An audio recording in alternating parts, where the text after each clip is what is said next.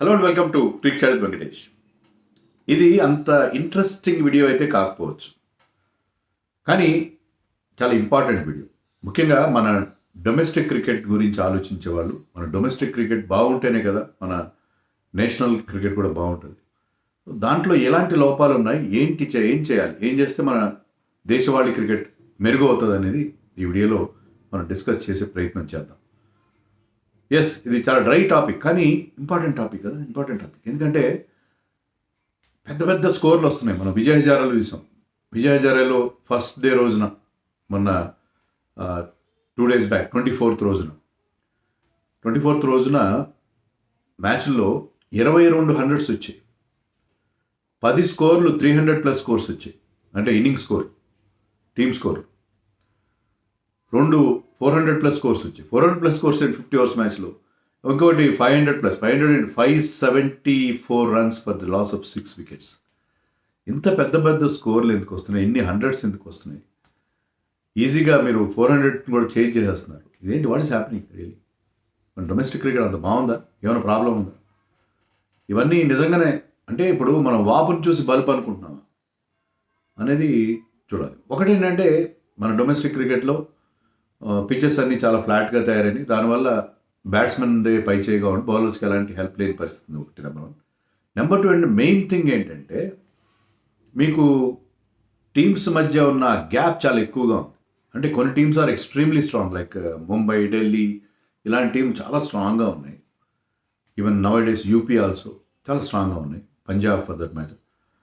కొన్ని టీమ్స్ ఏమో చాలా దారుణంగా వీక్గా ఉన్నాయి, లైక్ అరుణాచల్ ప్రదేశ్. ఇప్పుడు అరుణాచల్ ప్రదేశ్ మీదే కదా 574 వచ్చింది. వైభవ్ సూర్యవంశి 190 కొట్టాడు, అది ఒక రికార్డ్ స్థాయిలో కొట్టాడు. ఇంకో అతను సాకిబుల్ గాని 32 balls 100 కొట్టేశాడు. సో మొత్తం వాళ్ళు 574 రన్స్ చేశారు. 500+ రన్స్ ఎలిస్టిఏ క్రికెట్లో, అంటే 50 over సైడ్ గేమ్లో ప్రపంచవ్యాప్తంగా రెండే ఉన్నాయి. ఆ రెండు కూడా ఇండియాలో ఉన్నాయి. మొన్న బీహార్ వాళ్ళు చేస్తే, అంతకుముందు తమిళనాడు చేశారు. కానీ 2 సార్లు కూడా వాళ్ళ అపోనెంట్ ఎవరంటే, వాళ్ళ ప్రత్యర్థి టీం అరుణాచల్ ప్రదేశ్. అరుణాచల్ ప్రదేశ్ తర్వాత మీకు మిగతా నార్త్ ఈస్టర్న్ స్టేట్స్, అంటే వాళ్ళకి ముందు నుంచి త్రిపుర, అస్సాం టీమ్స్ ముందు నుంచి రంజీ టీమ్స్ ఉన్నాయి. 7 sisters అంటాం మనం. మిగతా వాళ్ళు రంజీ టీమ్స్ లేవు. కానీ 2018లో వాళ్ళకి కూడా రంజీ టీమ్స్ వచ్చినాయి. అవి చాలా వీక్గా ఉన్నాయి టీమ్స్. ఆ టీమ్స్తో ఆడే వాళ్ళకి పండగ చేసుకుంటున్నారు బ్యాటర్స్, బ్రహ్మాండంగా స్కోర్లు చేస్తున్నారు. సో ఈ గ్యాప్ చాలా ఎక్కువగా ఉంది. ఏ దేశానికైనా వాళ్ళ డొమెస్టిక్ స్ట్రక్చర్, వాళ్ళ దేశవాళీ క్రికెట్ స్ట్రాంగ్గా ఉంటేనే వాళ్ళ నేషనల్ క్రికెట్ కూడా బాగుంటుంది. మనం ఎందుకు ఈ మధ్య బాగా ఆడుతుంటే IPL is our domestic tournament. దానివల్ల T20కి మన టాలెంట్ ఎమర్జ్ అవుతుంది. బట్ రంజీ ట్రోఫీ బిగ్గా ఉండబట్టి మన టెస్ట్ మ్యాచ్లో టాలెంట్ దొరకట్లేదు. సో ఈ గ్యాప్ అనేది మనకు క్రియేట్ అవుతుంది. దీన్ని సరిదిద్దాలంటే మన డొమెస్టిక్ స్ట్రక్చర్ని మరింత స్ట్రెంథెన్ చేయాలి. అంటే టీమ్స్ మధ్య కాంపిటేటివ్ స్పిరిట్ ఉండాలి. ఆస్ట్రేలియాలో చూడండి, ఆస్ట్రేలియాలో 5 or 6 టీంలు ఉంటాయి వాళ్ళకి. అంటే వాళ్ళ రాష్ట్రాలు తక్కువ, చిన్నవి, వాళ్ళ తక్కువ రాష్ట్రాలు. Western Australia, south Australia, Victoria, ఇలాంటి కొన్ని క్వీన్స్లాండ్, ఇవే ఉంటాయి. వాళ్ళకి తక్కువ రాష్ట్రాలు ఉంటాయి కాబట్టి ప్రతి చోట్ల చాలా హైలీ కాంపిటేటివ్ క్రికెట్ ఉంటుంది. మన దగ్గర రంజీ ట్రోఫీలో ఎన్ని టీంలు ఉన్నాయి తెలుసా మీకు? 38 టీంలు ఉన్నాయి. 38 టీంలు ఉన్నాయి. దాంట్లో 32 టీంలు ఎలీట్ గ్రూప్లో ఆడతాయి, 6 టీంలు ప్లేట్ గ్రూప్లో ఆడతాయి. రంజీ ట్రోఫీలో అయినా, విజయ్ హజార్లో ఎక్కడైనా అంతే. సో ఇలాగా 2 గ్రూప్స్గా డివైడ్. కానీ 2 గ్రూప్స్లో ఒక గ్రూప్లో అందరూ ఆల్మోస్ట్ 2 టీంలు ఉంటాయి. కేవలం 6 అడుగుబడుగు టీంలు మాత్రమే వేరేగా పెట్టారు. దానివల్ల చాలా హ్యూజ్ గ్యాప్ అనేది మన దగ్గర క్రియేట్. ఎక్కువ టీమ్స్ ఉన్నాయి, టాలెంట్ అంతా స్ప్రెడ్ అయిపోతుంది. దానివల్ల మీకు కరెక్ట్గా మీ అసెస్మెంట్ రావట్లేదు. ఇప్పుడు వైభవ్ సూర్యవంశీ కేసే తీసుకుందాం మనం. వైభవ్ సూర్యవంశీ ఏ టీంకి ఆడతారు? బీహార్ ఆడతారు. బీహార్ అనేది ప్లేట్ గ్రూప్లో ఉంది. అంటే వాళ్ళు ఎవరితో ఆడతారు? అరుణాచల్ ప్రదేశ్ లాంటి టీములతోనూ, నాగాల్యాండ్తోనూ, మిజోరంతోనూ ఆడతారు. ఇలాంటి చిన్న చిన్న టీమ్స్, వాళ్ళకి సరైన బౌలర్స్ ఉండరు, సరైన వాళ్ళకి టీమ్స్ ఉండవు. అలాంటి టీం మీద మీరు బౌలింగ్ స్కోర్లు కొట్టే. సో వైభవ్ సూర్యవంశీ కొట్టే రన్స్ అన్నీ కూడా వాటి మీద వస్తే అతని రియల్ ఎబిలిటీ మనం ఎలా అసెస్ చేస్తాం? అఫ్కోర్స్ అతను ఆడుతున్నాడు, ఐపీఎల్ ఆడుతున్నాడు. తర్వాత rising stars, Asia rising stars దాంట్లో కూడా అతనికి అవకాశం కల్పించారు. Under-19 ఆడుతున్నాడు ఇండియాకి, అన్నీ ఆడుతున్నాడు. అంటే కొంచెం హయ్యర్ లెవెల్ ఆడుతున్నాడు. కానీ డొమెస్టిక్లో అతను ఆడుతున్న మ్యాచ్లో మనం చేసిన 190కి పెద్ద ఇంపార్టెన్స్ ఇవ్వాలి మనం. అతను అతని టాలెంట్ అది ఈజ్ జనరేషనల్ టాలెంట్, దాంట్లో డౌటే లేదు. కానీ అతని ప్రతిభను నిగ్గుదేల్చాలంటే, కరెక్ట్గా తెలుసుకోవాలంటే, అంటే చిన్న టీమ్స్ మీద ఆడినప్పుడు కాదు, ప్రాపర్ క్వాలిటీ అపోజిషన్తో ఆడినప్పుడే అతని క్వాలిటీ ఏంటి, అతని రియల్ టాలెంట్ ఏంటి అనేది బయటపడుతుంది. అతను కూడా ఒక ఫీలింగ్ వస్తుంది, నేను ఎవరినైనా కొట్టేయగలను అన్నట్టుగా ఫీలింగ్ వస్తుంది. అంటే ఈ అనామక బౌలర్ల మీద చేసిన రన్స్, ఆ ధైర్యంతో, ఆ ఓవర్ కాన్ఫిడెన్స్తో అతను మిగతా టీమ్స్ మీదకి వెళ్తే ఏంటి ఎంత ఇబ్బంది. సో ఈ గ్యాప్ అనేది చాలా ఎక్కువ అయిపోయింది. దీన్ని ఏదో రకంగా అడ్రస్ చేయాల్సిన అవసరం. దీనివల్ల ఏమైందంటే కొత్త టీమ్స్ రావడం వల్ల ఐఎమ్ నాట్ అగేన్స్ట్, ఎందుకంటే ఎక్కువ మందికి ఆపర్చునిటీస్ వస్తాయి. ఎక్కువ టీమ్స్ ఉంటే ఎక్కువ మంది ఆపర్చునిటీస్ వస్తాయి. కరెక్టే, చాలామందికి రంజీ ట్రాఫీ కూడా ఇప్పుడు కెరియర్గా మారుతుంది. ఎందుకంటే మీరు రంజీ ట్రాఫీలో మీరు ఒక సీజన్ అంతా ఆడారు అనుకోండి, మీరు న్యూ కమర్గా ఆడినా కూడా మీకు 10 లక్షలు మీకు ఎటుపోవు. మీకు సంవత్సరానికి 10 లక్షలు సంపాదించుకోగలిగితే అది కెరియర్గా మారుతుంది. అంటే మీ కెరియర్ అది కంటిన్యూస్గా ఉండకపోవచ్చు, కానీ మీరు రంజీ ట్రాఫీ ప్లేయర్గా మీరు ఒక జాబ్ తెచ్చుకోవచ్చు, గవర్నమెంట్ జాబో లేకపోతే ఒక బ్యాంక్ జాబో తెచ్చుకుంటే మీ కెరీర్ సెటిల్ అయిపోతుంది.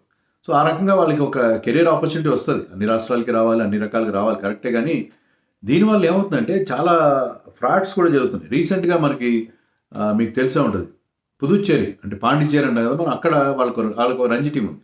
అక్కడ జరిగిన పెద్ద కాంట్రవర్సీ ఏంటంటే, మీరు ఒక స్టేట్కి ఆడాలి అంటే మీరు గెస్ట్ ప్లేయర్స్ తెచ్చుకోవచ్చు. అంటే ఉమెన్స్ టీం, మెన్స్ టీం, సీనియర్స్లోనే మీకు బయట వాళ్ళని తెచ్చుకోవచ్చు. మ్యాక్సిమం ముగ్గురు తెచ్చుకోవాలి. వాళ్ళ నేటివ్ స్టేట్, వాళ్ళు ఆడుతున్న స్టేట్ నుంచి వాళ్ళకి ఎన్ఓసి, నో అబ్జెక్షన్ సర్టిఫికేట్ కూడా రావాలి.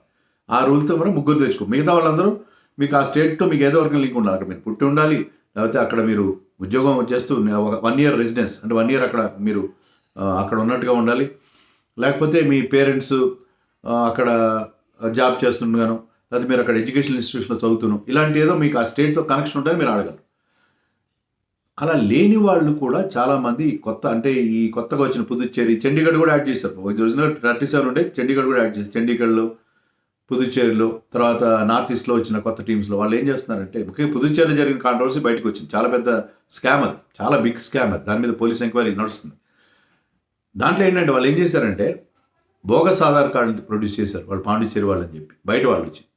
తర్వాత వాళ్ళు బ్యాక్ డేట్లో వాళ్ళు కాలేజ్ అడ్మిషన్, అక్కడ మేము కాలేజీ చదువుకున్నాం అన్నట్టుగా బ్యాక్ డేట్లో ఏముందో ఒక ప్రైవేట్ కాలేజీ నుంచి ఏదో రకంగా దొంగ సర్టిఫికేట్ పుట్టించారు.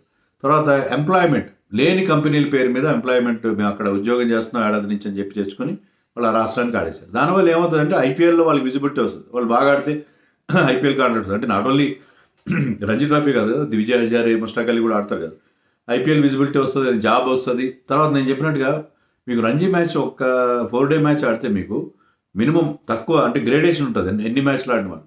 న్యూ కమర్కి 1,60,000 వస్తుంది 4 రోజుల పాటు ఆడితే. సో మీకు ఎంత లేదన్నా ₹1,00,000 మీకు రంజీ మ్యాచ్ ఆడితే వస్తుంది. సో ఈ రకంగా వస్తుంది కాబట్టి వాళ్ళు కొంత బ్రైబ్ చేసి, లంచం ఇచ్చి వాళ్ళు ఇలాంటి సర్టిఫికేట్లు పెట్టుకుని, దొంగ సర్టిఫికేట్లు పెట్టుకుని ఎవరైతే వాళ్ళ రాష్ట్రాల్లో, సొంత రాష్ట్రాల్లో ఛాన్స్ లేని ఫ్రింజ్ ప్లేయర్స్ వచ్చేసి ఈ పుదుచ్చేరి, నార్త్ ఈస్ట్లో ఎక్కడెక్కడ ఆడేస్తారు. అది పెద్ద కాంట్రవర్సీ అయింది అక్కడ పుదుచ్చేరిలో. అలాగే మనకి వీళ్ళు ఏం చేస్తున్నారు, కొన్ని రాష్ట్రాల వాళ్ళు పోచింగ్ అంటున్నారు. వాళ్ళు పోచింగ్ అనే పేరు, ఆంధ్ర క్రికెట్ అసోసియేషన్లతో మాట్లాడితే వాళ్ళు ఆడిన పోచింగ్ అంటే వాళ్ళు లాగేసుకుంటున్నారు ప్లేయర్స్ని. మన హనుమ విహారీని త్రిపుర వాళ్ళు తీసేసుకున్నారు, డబ్బులు అతను ఆశ చూపించి. వాళ్ళకి అమౌంట్ మిగతా స్టేట్స్కి వచ్చిన వస్తుంది కదా, అలాంటి ప్లేయర్స్ని వాళ్ళు ఆ రాష్ట్రం నుంచి ఎగరేసుకుపోతున్నారు. సో ఇలాంటివన్నీ జరుగుతున్నాయి. అసలు ఎందుకు వచ్చింది వీళ్ళు అన్ని ఈ కొత్త రాష్ట్రాలు ఎప్పుడు స్టార్ట్ అయినాయి?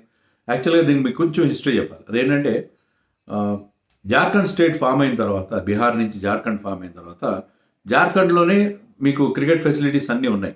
జంషెడ్పూర్ అవన్నీ అక్కడే ఉన్నాయి కాబట్టి జార్ఖండ్ మినరల్ రిచ్ స్టేట్. అక్కడ వాళ్ళకి అక్కడ ఉన్నాయి కాబట్టి బీహార్కున్న ఆ స్టేటస్ తీసేసి, స్టేట్ హోదా తీసేసి, ఆ క్రికెట్ అసోసియేషన్ని డీరెకగ్నైజ్ చేసి జార్ఖండ్కి బదలాయించారు.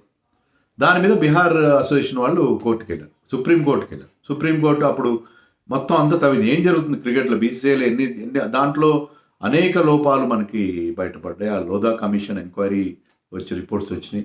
ఇవన్నీ వచ్చి మనకి ముద్గల్, లోధా ఇవన్నీ వాళ్ళు సుప్రీంకోర్టు అపాయింట్ చేసిన కమిటీస్ ఇచ్చిన రికమెండేషన్ ఆధారంగా మొత్తం బీసీసీఐని రద్దు చేసి కమిటీ ఆఫ్ అడ్మినిస్ట్రేషన్ సిఓఏ అనే వాళ్ళు పెట్టేసి, అప్పుడు ఏం చేశారంటే అన్ని రాష్ట్రాలకు ఈక్వల్గా ఉండాలి కదా, వన్ స్టేట్ 1 vote ఉండాలి అని చెప్పి వీళ్ళకు కూడా స్టేట్ టీమ్స్ ఇచ్చారు, నార్త్ ఈస్ట్లో ఉన్న వాళ్ళకి అందరికీ. అంతకుముందు 8 టీంలు ఉంటే దాన్ని 37 చేశారు. తర్వాత చండీగఢ్ రీసెంట్గా యాడ్ అయింది, 38 టీంలకు ఇప్పుడు మనకి ఉన్నాయి. సో ఇన్ని టీంలు యాడ్ అయిపోయాయి. ఇన్ని టీంలు యాడ్ అయిపోవడం వల్ల మనకి కొంత డైల్యూట్ అయిపోయింది. డైల్యూషన్ నేను వ్యతిరేకం కాదు, అందరికీ ఈక్వల్ ఆపర్చునిటీ నార్త్ ఈస్ట్ వాళ్ళు ఎందుకు ఆడకూడదు. కానీ మీరు చూడండి, ఇప్పుడు ఫుట్బాల్కి మన రాష్ట్రంలో పెద్ద ఆధారం లేదు, మన తెలుగు రాష్ట్రాల రెండింటిలో కూడా లేదు. అదే కేరళలో, గోవాలో, మీరు బెంగాల్ ఆఫ్ కోర్స్ చాలా ఫుట్బాల్ విపరీతంగా ప్రేమిస్తారు వాళ్ళు. అలా ఒక్కొక్క చోట ఒక కల్చర్ ఉంటుంది. నార్త్ ఈస్ట్లో కూడా ఫుట్బాల్ లాంటి క్రీడలకి తప్ప క్రికెట్కి అంత ఆదరణ లేదు. సో వాళ్ళ మీద బలవంతంగా వాళ్ళని పెట్టడం అనేది ఏ విధంగా సబబు? పోనీ అలా చేసినప్పుడు మీరు వన్ స్టేట్కి ఒక టీమే ఉంచారా? లేదు కదా. మీరు చూడండి, మహారాష్ట్ర రాష్ట్రంలో మహారాష్ట్ర టీం ఉంది, విదర్భ ఉంది, ముంబై ఉంది, 3 టీంలు ఉన్నాయి. గుజరాత్ రాష్ట్రంలో సౌరాష్ట్ర ఉంది, గుజరాత్ ఉంది, బరోడా ఉంది, 3 టీంలు ఉన్నాయి. వీటిని అలాగే ఉంచేశారు, ఎందుకంటే వాళ్ళకి చాలా చరిత్ర ఉంది. సౌరాష్ట్రకి చరిత్ర ఉంది, బరోడాకి చరిత్ర, గుజరాత్, సౌరాష్ట్ర అక్కడి నుంచే కదా మనకి రంజీ ట్రాఫీ మనం పేరు పెట్టిన ఆయన వచ్చింది అక్కడి నుంచే కదా. సో అవి ఉంచేశారు. మరి మేము పెట్టినప్పుడు వాటిని కూడా తీసేయాల్సింది, వాటిని కూడా తీసి మొత్తం హోల్సేల్గా ఒక స్టేట్కి ఒకటే టీం ఉండాలని. సరే, ఓటు ఒకటే ఉంటుంది, కానీ టీం కూడా అక్కడ ఉంచేశారు.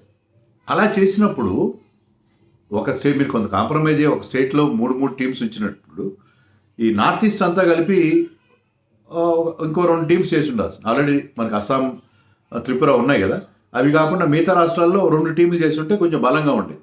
అలా కాకుండా మీరు ఎవరికి పడితే, పుదుచ్చేరి చాలా చిన్న place, it is Pondicherry only city మాత్రమే ఉంటుంది. చండీగఢ్ కూడా ఒక సిటీ మాత్రమే.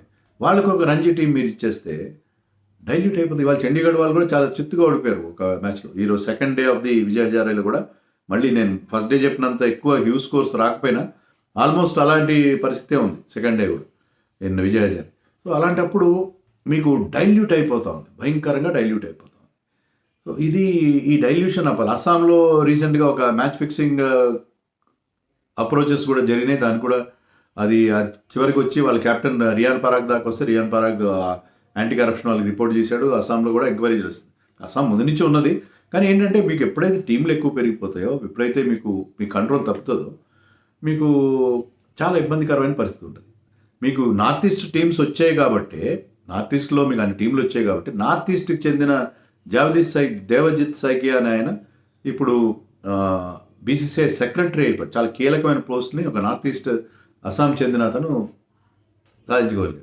మంచిదే, అన్ని ప్రాంతాలకి ఉండాలి. కానీ ఏంటంటే డైల్యూషన్ అనేది ఖచ్చితంగా జరుగుతుంది. డైల్యూట్ అవుతున్నాయి. డైల్యూట్ అవ్వకుండా ఏదో ఒక చర్యలు తీసుకోవాలి. ఇప్పుడు వైభవ్ సూర్యవంశీ కొంతమంది చెప్తున్నారు, ఏం చెప్తున్నారంటే, మీరు సెంటర్ ఆఫ్ ఎక్సలెన్స్ ఉంది కదా మన నేషనల్ క్రికెట్ అకాడమీ, వాళ్ళతో టీం పెట్టండి. వైభవ్ సూర్యవంశీ లాంటి వాళ్ళని ఆ టీంలో పెట్టి, వాళ్ళని ఎలాగైతే మన సర్వీసెస్ అండ్ రైల్వేస్ టీమ్స్ ఉన్నాయి, ఇన్స్టిట్యూషనల్ టీమ్స్ ఉన్నాయి, అలాగే సెంటర్ ఆఫ్ ఎక్సలెన్స్ ఒక టీం పెట్టేసుకుని మంచి ప్లేయర్స్ దాంట్లో పెట్టి వాళ్ళకి exposure, they should play top teams like Delhi, Karnataka, Tamil Nadu, Hyderabad, Mumbai, అలాంటి టీమ్స్తో, MP for that matter, Vidarbha is also good, ఇలాంటి టీమ్స్తో ఆడేటట్టుగా ఏర్పాటు చేయండి.